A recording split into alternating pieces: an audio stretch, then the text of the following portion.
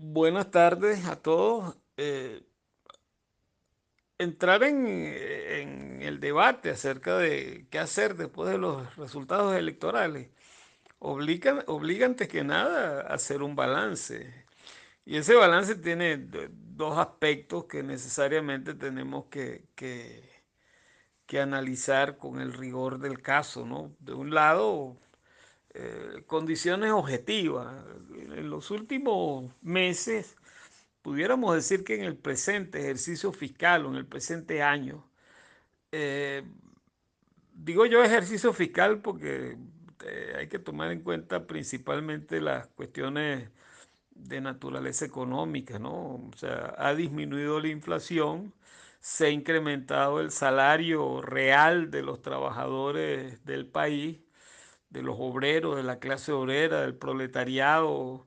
Los trabajadores del Estado, sector improductivo estatal, no ha tenido mayor incremento, sin embargo, algo ha habido, pero en el proletariado, el sector explotado, ha habido pues un incremento significativo. Y si nos vamos al trabajador por cuenta propia, como lo llaman en la jerga de los economistas burgueses, este, bueno, el salario se ha incrementado, el salario no, los ingresos se les han incrementado muchísimo más, pero tenemos que tomar en cuenta que se trata de más de la tercera parte de la población que está laborando, ¿no? O sea, lo que llaman economía informal, lo que llaman eh, trabajadores por cuenta propia, etcétera. Algunos le dan una ubicación todavía mayor,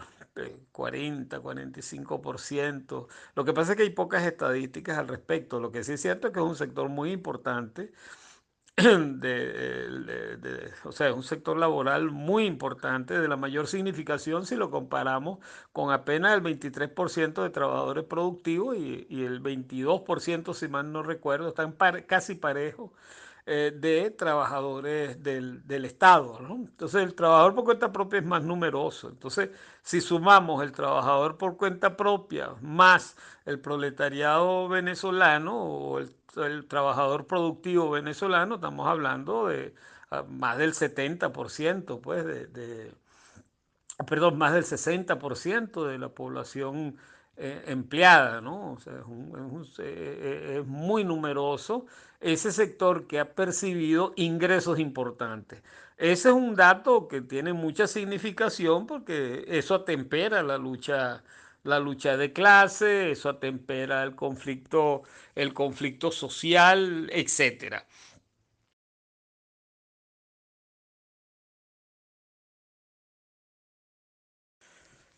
Hay otras determinaciones objetivas que, más allá a mi juicio, la principal, porque atenta, digamos, interviene de manera significativa en la conciencia de la gente, más allá del salario, pues, más que el salario, de las condiciones de reproducción, porque la cosa va más allá del salario, porque muchos trabajadores del Estado, muchos empleados públicos, muchísimo, no vive de lo que le asignan como salario, que es prácticamente nada. Viven de otras cosas. Y el Estado se ha hecho el loco, pues, ¿no? En ese sentido, incluso lo ha estimulado. Tal es el caso del Ejército, la Guardia Nacional, las distintas policías del país. Esa gente vive básicamente de la matraca, del martillo en las gasolineras, en las esquinas, deteniendo gente, qué sé yo. Todo el sistema judicial está corrompido. En fin, son muchas las cosas que hacen ver que ha habido pues un incremento del ingreso de la familia venezolana, y eso es la determinación objetiva más significativa en este periodo. Otras cuestiones, bueno, crecimiento del PIB, el ingreso que ha habido en dólares por diversa vía, incremento de la producción petrolera y del precio del petróleo, pequeña pero significativa para una economía tan devastada como la nuestra. El ingreso por el tráfico de oro, por la colocación de oro en el mercado internacional usando distintos mecanismos de coltan. Se dice también de rodio, hay confirmación de fuente fidedigna de que están traficando también con el rodio. Y alguito debe dejar la cosa esta, ¿cómo se llama? La droga, pues alguito debe dejar en la economía venezolana. Todo eso suma, todo eso suma. Se han incrementado las inversiones de en algunos sectores.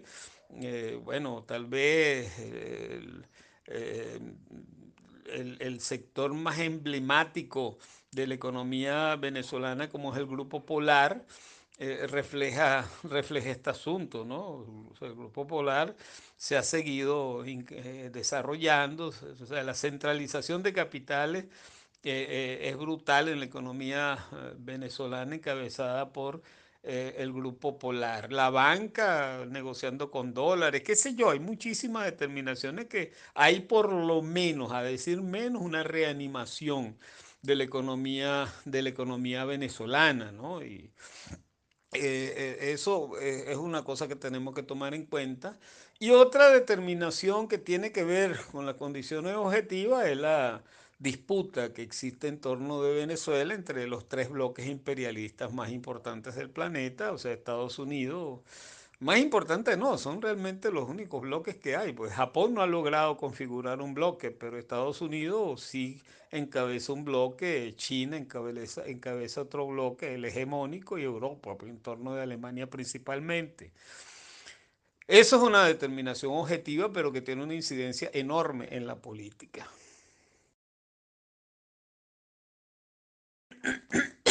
Bajo el punto de vista de la cuestión subjetiva y política, bueno, la cosa se hace más prolífica.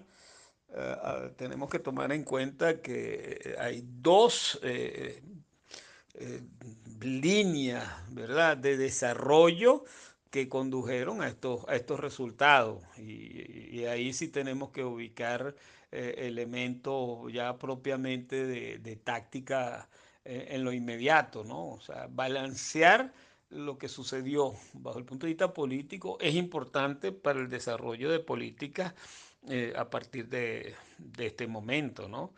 De una parte está la acción que hizo el chavismo, la estrategia chavista muy bien desarrollada, muy bien delineada y muy bien desarrollada. Los tipos logran, manu militario como sea, logran unificarse.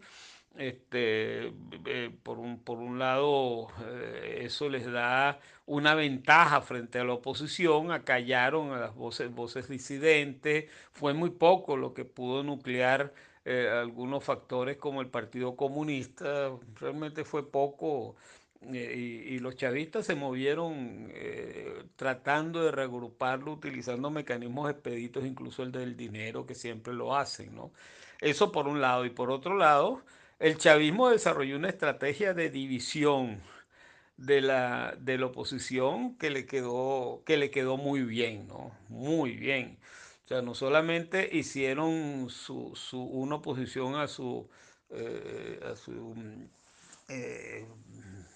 digamos, a su medida, o sea, la posición que ellos fabricaron con eso que llaman los alacranes, pero también metieron la mano, pues, en otros sectores de la oposición que están fuera de los alacranes, pero que no están comprometidos exactamente con, eh, digamos, esta unidad, pues, que se venía fraguando con eso que llaman el compromiso, el pacto, no me acuerdo cómo que se llama esa cosa, pues, pero la plataforma.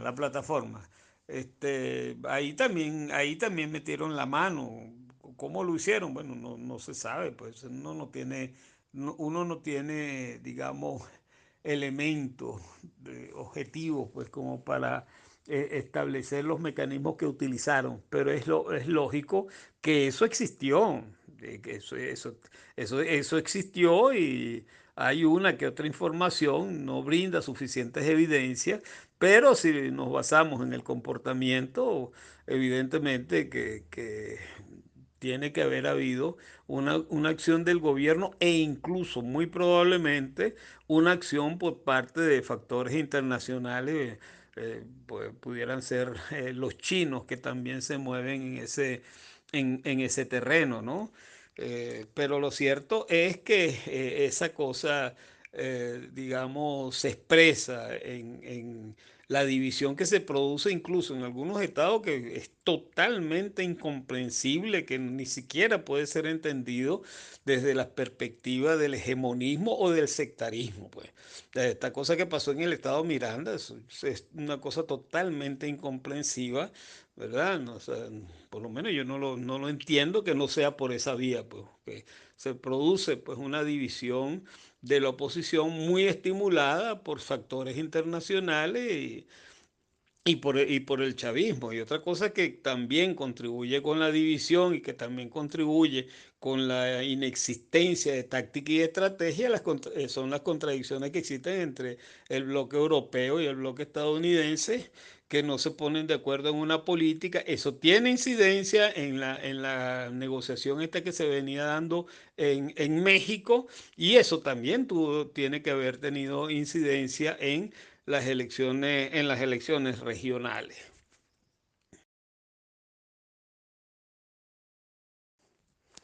Y por supuesto, no podemos decir pues, que la división fue el resultado de la acción del chavismo nada más. O sea, también pesó el hegemonismo, también pesó el sectarismo, no solamente en el hecho de que no se configuraran las planchas, las candidaturas unitarias, no solamente en eso, sino que eso tuvo una incidencia muy grande en el comportamiento del electorado opositor. Fue muy grande la abstención, o sea, la oposición estimuló la abstención, el chavismo estimuló la abstención de la oposición. Entonces, bueno, eso trae como resultado una votación que giró en torno del 40%, teniendo el chavismo una maquinaria, mientras la oposición no tenía ninguna maquinaria. Era lógico que ganara la cantidad de gobernaciones que ya les otorgaron, pues, ¿no? O sea, era lógico, pues, ¿no? Al final creo que le dieron ya varinas al tal Superlano. Dicen que se le entregan al tal Superlano porque ahí el sector de Maduro quiere castigar a la familia Chávez. Es probable, yo no creo que eso tenga que ver, pero bueno, es información que viene también por la vía del chavismo. Cosa similar lo intentaron hacer en el caso de Miranda, utilizando principalmente a Elías Agua. En todo caso, no les resultó ni en un estado o les resultó en Barinas, pero no les resultó en el caso de Miranda. Pero bueno, lo cierto es que la oposición dividida y estimulada la abstención a tal grado, era lógico que esos resultados fuesen los que se produjeron. El artículo que sirve de excusa para esta discusión, yo lo terminé de escribir el miércoles en la noche. Eso no significa que, o sea, la conclusión que se saque en ese artículo son 4 días antes del proceso electoral. Eso no significa que se sea pitonizo y nada de esas cosas. Simplemente no hay que ser genio pues, para llegar a esas conclusiones. Era fácil suponer que eso iban a ser los resultados en este proceso electoral, a menos que sucediera una cosa ya fuera de toda normalidad, pues, ¿no? Una cosa extraordinaria, un golpe de Estado, un intento, una cosa, quién sabe, pues, ¿no? Pero eh, digamos, manteniéndose el comportamiento de las variables, eso es lo que iba a suceder.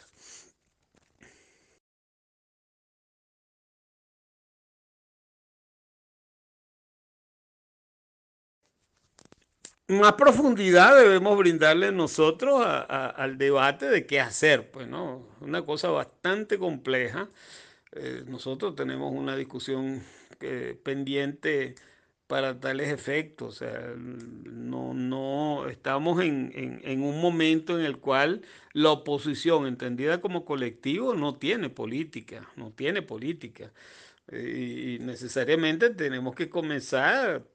igual que lo hicimos en el balance anterior, tenemos que comenzar por las condiciones objetivas. O sea, estamos en medio de de una reanimación y esa reanimación, ¿verdad? Se produce en una reanimación internacional encabezada nuevamente por China. O sea, más que reanimación hay una recuperación, o sea, hay una tendencia a la superación de la crisis cíclica, lo cual conduciría a que el gobierno, bueno, se encontrara mayores recursos pues, para el desarrollo de su política. O sea, hay la posibilidad de un crecimiento económico, o sea, que culminemos este ejercicio fiscal en el orden del 4 o 5%, dicen algunos, no hay manera de medir el PIB en Venezuela, y señalan a su vez que en el año 2022 va a ser mucho más el crecimiento del PIB. Es poco, pero es muy significativo por el efecto político que eso tiene. ¿Por qué? Porque, bueno, eso hace que se atempere el conflicto social. Eso lo están haciendo los chavistas, lo están trabajando, han demostrado que han aprendido muchísimo y han sabido combinar la corrupción, etcétera, con un manejo pues, relativamente versátil de las funciones del Estado. Pues, en todo caso, condiciones objetivas, tenemos que analizar el problema internacional. Hay una tendencia ya marcada de la superación de la crisis capitalista. La estrategia estadounidense contribuye con la recuperación económica mundial. Agudizar las contradicciones interimperialistas es otra cosa, pero contribuye con la recuperación de la economía planetaria. La política europea también contribuye, porque los chinos los tienen presionados. Los chinos siguen produciendo con mayor competitividad en precio y calidad. Eso hace que los alemanes, los europeos en general, los estadounidenses, los ingleses, tengan que sacar cada vez más mercadería de calidad y a menor precio. Entonces, eso es una cosa que hace que los mercados se incrementen, que atempera la lucha de clases a escala planetaria, y algo le queda a Venezuela. En el caso de las cuestiones políticas, tenemos que analizar la cosa internacional. O sea, yo creo que no debe quedar ninguna duda, en primer lugar, de que los chavistas están apuntalados por los chinos. Aquellas tonterías que se han dicho, que los chinos lo que quieren es que le paguen, bueno, parten de un principio totalmente erróneo. O sea, a la banca no le interesa que los deudores le paguen, sino que mantengan su capacidad de crédito, que es distinta. Igual sucede los chinos con Venezuela, más cuando Venezuela tiene suficientes recursos para pagar una deuda que puede ser 3, 4, 5 veces la que tiene ahorita con los recursos con que cuenta el país, pues, ¿no? Entonces, los chinos, los rusos, teniendo como operadores, como llaman ahora, palabrita que no me gusta para nada, a los cubanos, bueno, tienen una relación mucho más afianzada. Eso tenemos que tomarlo en consideración. En medio de una recuperación económica, podemos decir que las condiciones objetivas pareciera que favorecen significativamente a la dictadura en esta etapa, lo cual les permitiría combinar la más brutal represión, ¿verdad? Con el incremento de dádivas y una mayor perversión y lumpenización del Estado y de, la función, y de sus funciones, ¿no?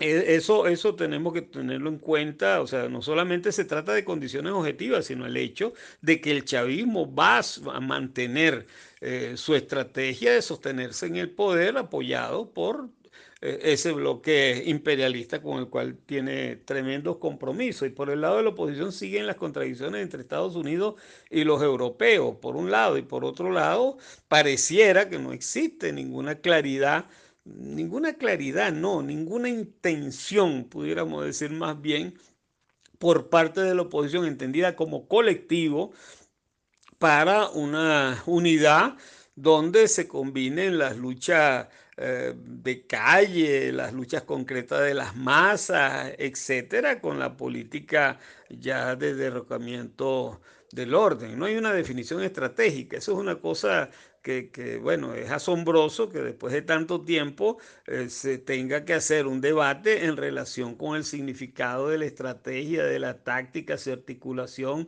de cómo los distintos escenarios tienen que estar imbricados pues, en esas definiciones estratégicas y tácticas, ¿no? Entonces, en definitiva, estamos entrando en un debate en la oposición que pudiéramos decir que es de carácter primitivo y que, digamos, obliga, por lo menos en el caso nuestro, al desarrollo de una política donde sin desatender o atendiendo sin descuidar el proceso unitario, ¿verdad? Se desarrolle una política para la recuperación de fuerzas y para el incremento de la vinculación con el movimiento de... Esto es, tenemos que ubicarnos en que hay que diversificar mucho más el desarrollo de la política y aquí cuenta la autonomía que debemos desarrollar para estos efectos, la autonomía, la inventiva, la iniciativa política que tenemos que desarrollar, eso es una cosa fundamental, ¿verdad? Habida cuenta de que no ha existido en este largo periodo, ¿verdad?, una iniciativa política concreta. En el año 2013, con la rebelión, en el año de 2017, la iniciativa política, pudiéramos decir, que no era tan demandante como lo es hoy día, porque el movimiento espontáneo prácticamente te obligaba a mantenerte al lado de ese ascenso. Entonces, actualmente no, porque una caída, un agotamiento del movimiento espontáneo de masa te obliga a ti a desarrollar una política de recuperación de fuerza, no solamente como organización o como o el conjunto de sectores de la oposición que están dispuestos a la pelea, sino también de recuperación de fuerza de las masas, del movimiento de masa, del movimiento sindical.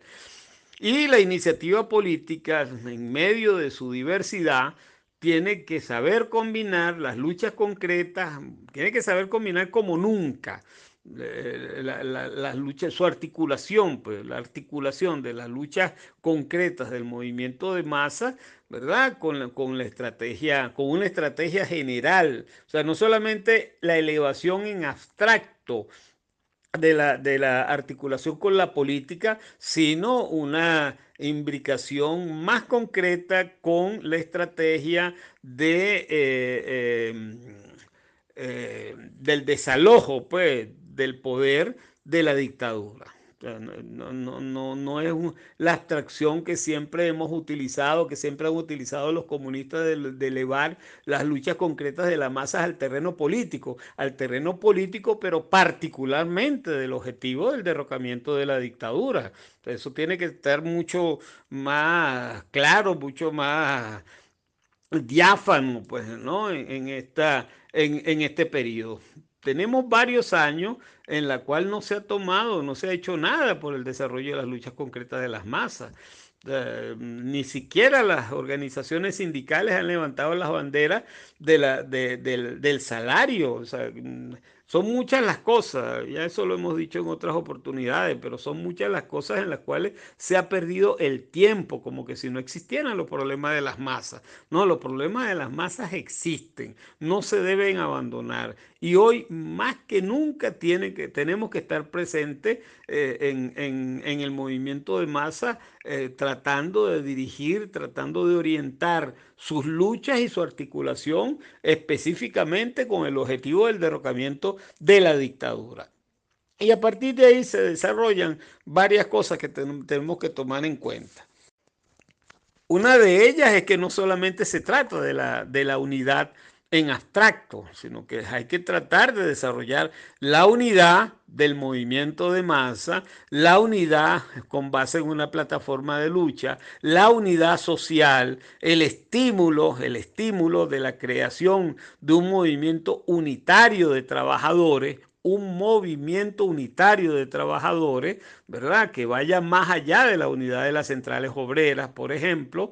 Solamente estoy colocando un ejemplo, y eso se debe desarrollar también en algunos espacios que son proclives o que en los cuales pues esto se convierta en una necesidad. Tal es el caso del sector universitario, donde nosotros estamos tratando de impulsar un frente nacional en defensa de la autonomía y de la universidad venezolana, ¿no? Por lo que vienen haciendo los chavistas, sobre todo en la Universidad Central de Venezuela. O sea que esta política, ¿verdad?, que se plantea a partir de esta derrota electoral, y así tenemos que concebirla, más allá de que se trate de un fraude, lo que sea, es una victoria para el chavismo. Así incluso se ha propagado a escala internacional, ¿verdad?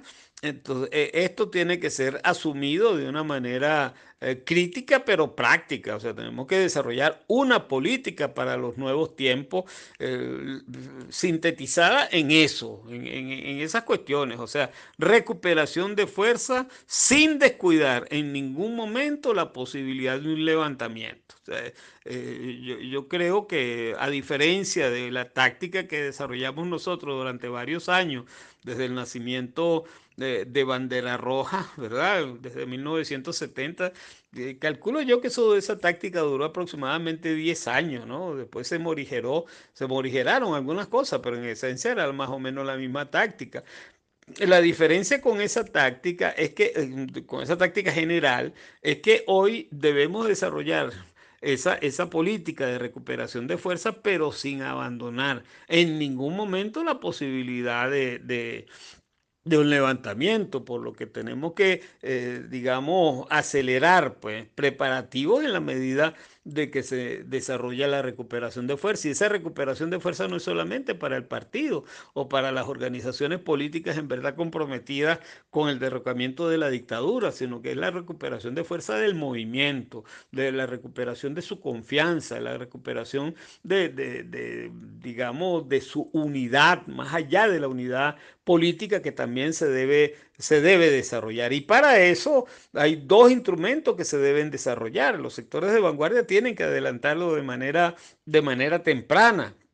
eh, por un lado, una plataforma que vaya unificando al movimiento de trabajadores, a los sectores populares en general, con consignas en relación con el salario, con el costo de la vida, etcétera, ¿verdad? Por un lado eso, y por otro lado, el levantamiento o la propagación, pues, del programa mínimo, que es otra de las cosas que adolece en general la oposición. Nosotros tenemos un programa, ese programa como consigna, incluso muchos de sus aspectos ha sido asumido por muchos sectores, pero nosotros mismos nos hemos quedado cortos en su propagación, en su difusión, en el debate en torno de él. Entonces esta recuperación de fuerza tiene que tener esas dos particularidades. Tiene que haber una reanimación articulada o estimulada, pues. Tiene que encontrar un estímulo en la unidad en torno de una plataforma de lucha y la perspectiva que podemos brindar como alternativa sobre la base de un programa mínimo. Y en la medida que desarrollamos esa política, bueno, se tienen que, digamos, dar pasos, pues, en torno de instrumentos estratégicos, pues, de todo orden. Principalmente, por supuesto, lo que tiene que ver con el movimiento de masa, una coordinadora nacional de lucha. Eso tiene que ser el objetivo general, pero que también exista la unidad en el sector universitario, que se dé la unidad de las centrales obreras, que se impulse un movimiento de trabajadores, entre otras cosas. Como vemos, son muchos los espacios en los cuales tenemos que desarrollar la política. Y por último, por supuesto, lo que es la unidad. O sea, ya no parece posible una unidad sectaria, una unidad con el hegemonismo del tal G4 o G3, no sé cuál es de los G, porque a veces son 3, a veces son 4, a veces son 6, incluso a veces son 10, pero se reducen siempre a 4 o a 3. Entonces, ahí no puede seguir habiendo una unidad encabezada por partidos que no se sabe cuál es su intención, bueno, porque no la definen. O sea, no es un prejuicio, simple y llanamente no presentan una estrategia, no presentan una táctica. Uno pudiera decir que es que no lo conocen, o sea, tienen deficiencias teóricas tan graves que no saben diferenciar estrategia con táctica, no saben definir un objetivo estratégico y la vía estratégica, ni las formas de lucha. No, puede ser ignorancia o puede ser que la ignorancia contribuya con el hecho de que simple y llanamente no hay una indefinición porque digamos, las orientaciones que llegan desde el exterior son diferentes. Entonces, no hay una autonomía en el pensamiento por parte de la oposición, pero en definitiva eso no se debe abandonar y nuevamente nosotros tenemos que convertirnos en la vanguardia para la unidad.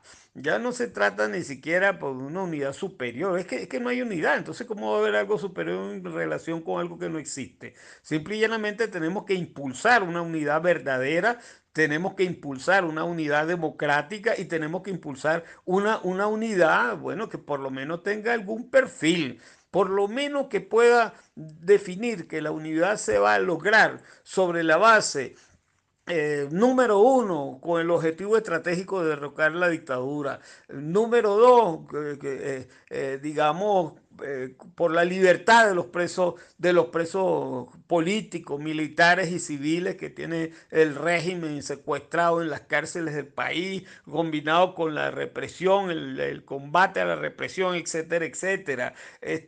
Número tres, bueno, por elecciones libres, más o menos el programa del 23 de enero de 1958, aun cuando lo ideal debería ser un programa mínimo. Y esa unidad no puede darse sobre la base de unos instrumentos que terminan afianzando el hegemonismo del G3, pues, o sea, como el que se tuvo en la MUD, con un reglamento ahí de un porcentaje, un bojote de cosas que al final uno se perdía en la espesura y no permitió pues consolidar una unidad de propósito porque ni siquiera se definió claramente lo que debía ser el propósito de la unidad. Entonces son esas las tareas que tenemos que plantearnos en estos momentos y la recuperación de fuerza tiene que darse no solamente en las cuestiones que indiqué anteriormente, sino que la recuperación de fuerza también tiene que darse bajo el punto de vista organizativo, de consolidación de las organizaciones políticas y particularmente de Bandera Roja y de la consolidación y afianzamiento de movimientos en todos los espacios donde hagamos política. Alguna vez nosotros tuvimos cualquier cantidad de movimientos en el sector obrero, estudiantil, de profesionales y técnicos, en fin, tenemos que volver a esa política, no por imitación, sino que es una necesidad imperiosa en estos momentos el impulso de movimientos que permitan ir, digamos, afianzando ideológicamente a los sectores más avanzados del movimiento de masa. Son cosas que tenemos que sistematizar, pero evidentemente que estamos entrando en un tiempo en el cual tenemos que combinar la paciencia, la sabiduría y el afianzamiento de la ideología del cambio. Son tiempos que pueden ser buenos, ya estas cosas las hemos vivido. Nosotros como organización nunca tuvimos un crecimiento en ese periodo de reflujo del movimiento de masa. Frente al reflujo, afianzamiento de la conducta revolucionaria y afianzamiento de la disposición por el cambio del país, el cambio de nosotros mismos, mayor disposición a la práctica sin descuidar en ningún momento nuestra formación teórica, conceptual, etcétera. Son tiempos que podemos sacarles el mayor provecho para prepararnos hacia combates superiores, sin descuidar que estos combates superiores pueden darse en cualquier momento. Las condiciones están dadas, es una situación bastante contradictoria y que tenemos que saber sortear. Buenas noches a todos.